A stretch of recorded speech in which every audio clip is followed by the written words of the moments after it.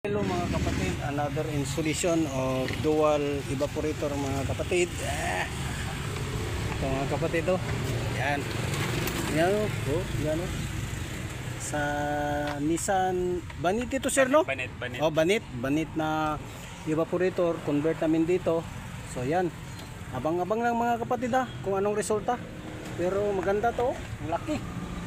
So yan. Na-set up lang namin yung mga mga fittings, wiring niya. So yan. So hintay lang para update sa pag matapos to. Yan. Ito tanggal pa namin yung So yung condenser nito is malaki na, converted na to. Yan oh. So yan.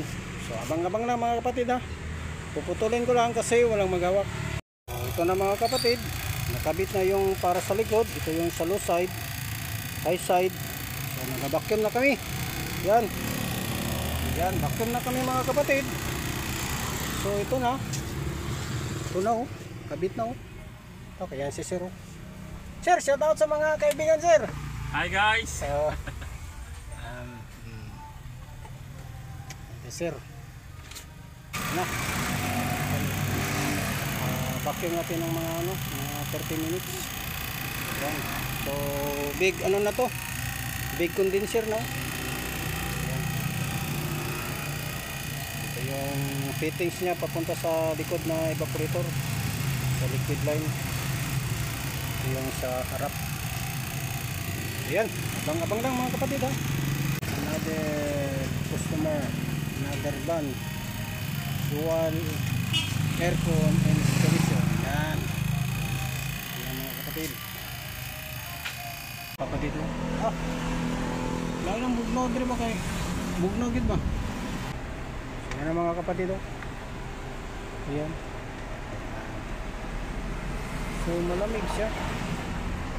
So yan, malamig sa mga kapatid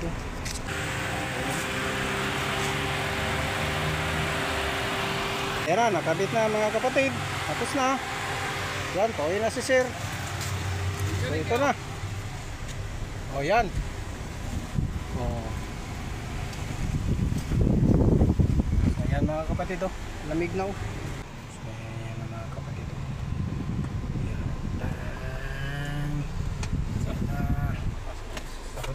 ang lamig Ikaabot.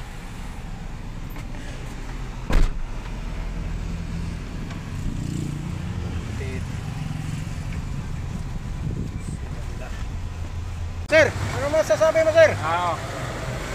Mas talaga, mas maganda. Mas malamig. Mas malamig. Okay. Thank you. Bites. Yan mga kapatid tapos na. So ito, malamig Yan, pasaw. Salamat sa pagpanood, sa pagsubaybay. God bless.